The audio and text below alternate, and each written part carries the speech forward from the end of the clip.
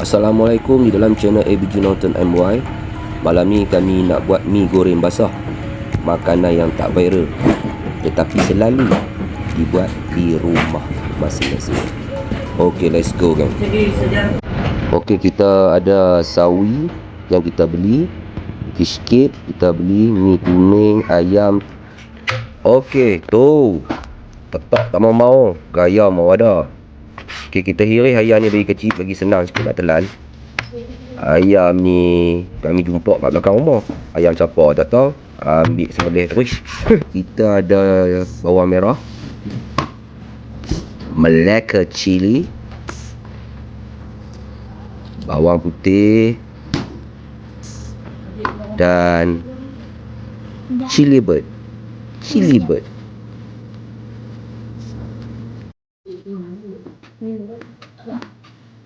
Okey, sekarang kita hiris semua bahan-bahan yang ada tadi. Saja je saya tak mau blender, jimat garam sikit. Kita hiris.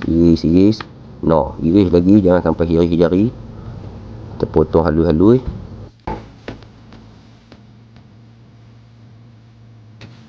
Pisau aku dah RM2 tajam tau. Okey, jom kita tumis bahan yang kita potong tadi tu. Kita tumis dia. Kita tumis. Kacau lagi. Kita jauhkan dia. Kita masukkan cili buh.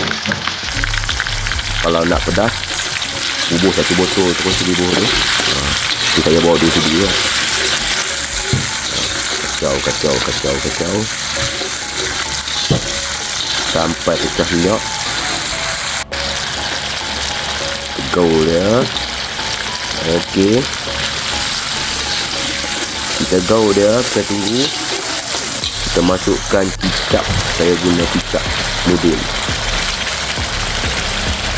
Masukkan sikit.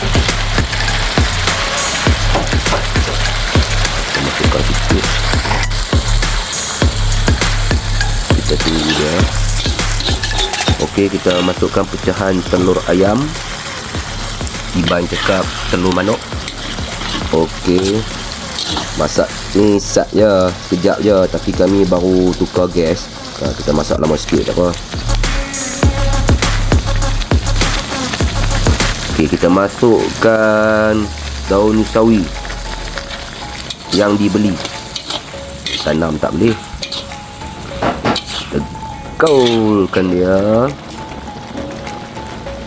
Kita masukkan mi kuning yang sudah dibasuh atau rebus. Saya basuh. Bagi sesiapa yang suka koyak plastik mi kuning masuk terus, pun boleh juga. Tapi kami basuh dulu sebab dia ada bau. Kita gaul-gaulkan dia. Macam biasa, gas baru isi banyak. Biar dulu lama sikit.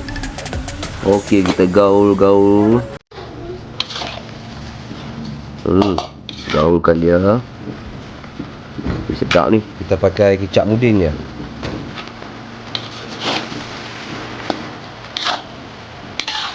Kicap mudin, sos tiram.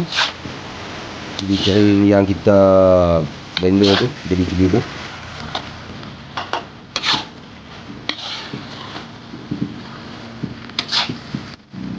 Okey, dah siap mi goreng basah untuk kami makan malam ni.